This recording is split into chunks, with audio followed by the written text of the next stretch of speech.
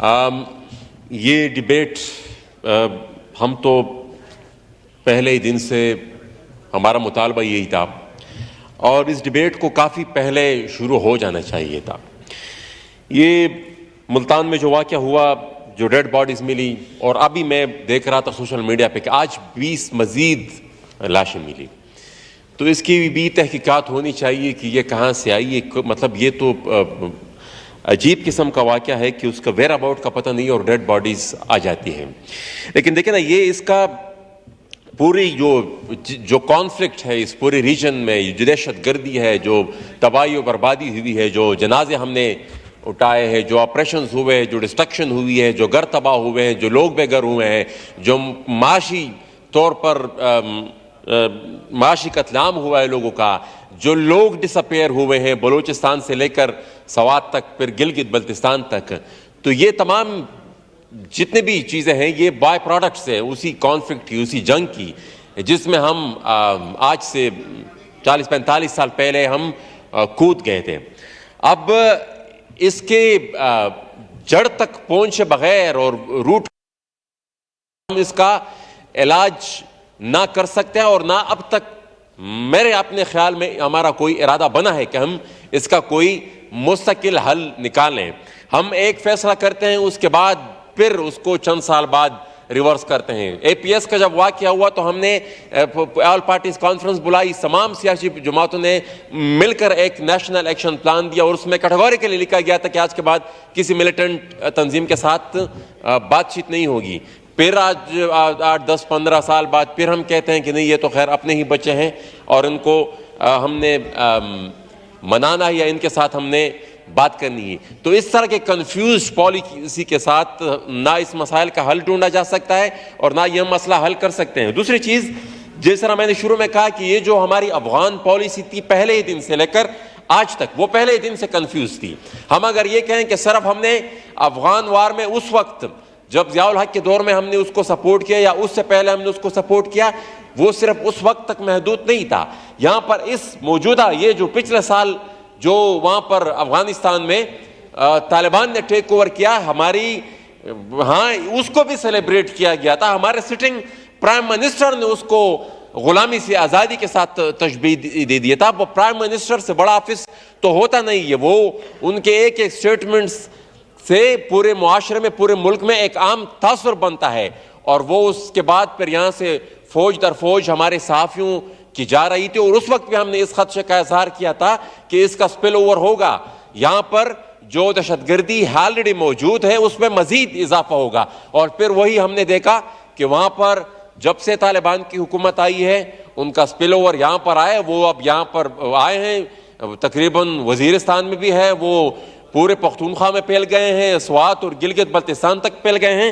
اتنے تک آپ خود اندازہ لگا لیں کہ ہمارے گلگت بلتستان کے ایک منسٹر کو، سٹنگ منسٹر کو انہوں نے ہاسٹیج بنایا ہوا تھا۔ وہ کچھ وقت کے لیے ان کو انہوں نے اپنے پاس رکھا، تو اس کے بعد پھر مذاکرات ہوئے، پھر اس کے بعد اس کو چھوڑ دیا۔ سوات میں کیا ہوا، انہوں نے ایک میجر تھے یا کرنل تھے جو بھی تھا، اور ساتھ ہی ساتھ ایک ڈی ایس پی کو انہوں نے اٹھایا اور ان کو پھر مذاکرات کے ذریعے پھر انہوں نے چھوڑ دیا۔ اب یہ جو ہائی پروفائل واقعات ہوتے ہیں، اس طرح کے واقعات جو ہوتے ہیں، وہ ایک عام تاثر، ایک عام خوف کی فضا بنا دیتے ہیں معاشرے میں، اور عام بندہ، عام انسان جو اس معاشرے کا رہنے والا ہوتا ہے وہ پھر یہی تاثر لے لیتا ہے کہ اچھا یہ جو اتنے طاقتور لوگ ہیں وہ اگر آپ کو پروٹیکٹ نہیں کر سکتے تو ہم کیسے اپنے آپ کو تحفظ دیں گے۔ لیکن دیکھیں نا، لوگ نکل رہے ہیں، لوگ اس چیز کو اپوز بھی کر رہے ہیں، اس چیز کی مزاحمت بھی کر رہے ہیں، احتجاج بھی کر رہے ہیں، اور یہ میرے خیال میں انہی احتجاجوں کی بدولت یہ چیز ہے کہ ابھی تک وہ زیادہ انکروچ نہیں کر پائے، اور وہ بیک فٹ پہ چلے گئے ہیں۔ ساتھ ہی ساتھ اب ہمارا ایک قومی المیہ ہے، ان معاملات کو جو اٹھاتا ہے، ان کی طرف جو نشاندہی کرتا ہے، ان پالیسیز کے خامیوں کی طرف جو اشارے نشاندہی کرتا ہے، پھر اس کے ساتھ وہی ہوتا ہے جو علی وزیر کے ساتھ ہوا۔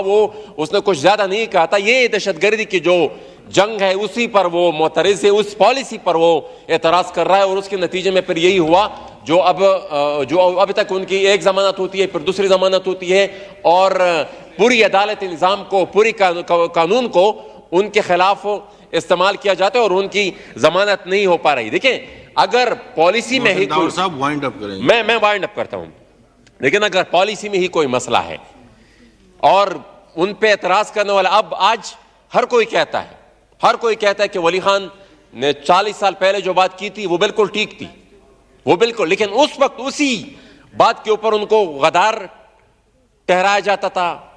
اب آج جو لوگ بات کر رہے ہیں, جن چیزوں کی نشاندہی کر رہے ہیں, جن خامیوں کی نشاندہی کر رہے ہیں, آج ان کو غدار ٹھہرایا جاتا ہے. آج سے 15-20 سال بعد شاید ان کو بھی کہہ دیا جائے, ان کے بارے میں بھی کہا جائے کہ بھائی ان کی بات ٹھیک تھی, ہماری بات ٹھیک تھی, مینگل صاحب کی بات ٹھیک تھی, اور جتنے ہمارے لوگ ہیں جو یہ بات کرتے ہیں ان کی بات ٹھیک تھی. حل کی طرف میں, آپ مجھے پتہ ہے جناب اسپیکر آپ کہہ رہے ہیں کہ حل, جناب اسپیکر یہی ہے کہ ٹروتھ اینڈ ریکنسیلیشن, آج مجھے خوشی ہوئی کہ تمام سیاسی جماعتیں اس پہ متفق ہو رہی ہیں. دیکھیں مجھے تاریخ یاد نہیں ہے, لیکن جب چارٹر آف ڈیموکریسی جس دن سائن ہوئی, شیر رحمان صاحبہ بتائیں گی, مجھے ایگزیکٹلی اس کی تاریخ یاد نہیں ہے. چارٹر آف ڈیموکریسی میں ایک کلاس یہ بھی تھا کہ ایک ٹروتھ اینڈ ریکنسیلیشن کمیشن بنے گا. جی اس میں موجود ہے. اب وہ جن دو بڑی جماعتوں نے وہ ٹروتھ اینڈ ریکنسیلیشن, وہ چارٹر آف ڈیموکریسی ڈرافٹ کیا تھا, ان پہ سائن کیے تھے, بعد میں شاید اور جماعتوں نے بھی سائن کیا تو اس کے اوپر, وہ دونوں جماعتیں آج اقتدار میں موجود ہیں. تو فرض بنتا ہے, اچھا اس کے ساتھ جب یہ موجودہ پی ڈی ایم بن رہی تھی جس آل پارٹیز کانفرنس میں, اس میں جو 27 نکات پر اتفاق ہوا تھا, سب نے دستخط کیے تھے, اس میں بھی ٹروتھ اینڈ ریکنسیلیشن کمیشن موجود تھا. تو یہ جو بلوچستان میں جو استحصال ہوا اور آج حالات جس نہج پر پہنچے, یہاں پر دہشت گردی آج اگر اس نہج پر پہنچ گئی ہے کہ اس کا ہمارے پاس حل موجود نہیں اور ہم اس کو روک نہیں پا رہے ہیں, ان سب کا ہم جواب تبھی ڈھونڈ پائیں گے جب ہم ماضی کا اصلاح کریں گے, اور وہ ٹروتھ اینڈ ریکنسیلیشن کے بغیر ممکن نہیں ہے. تو جب تک یہ ٹروتھ اینڈ ریکنسیلیشن کمیشن نہیں بنے گا, میرے خیال میں مستقبل کے لیے ہم اپنے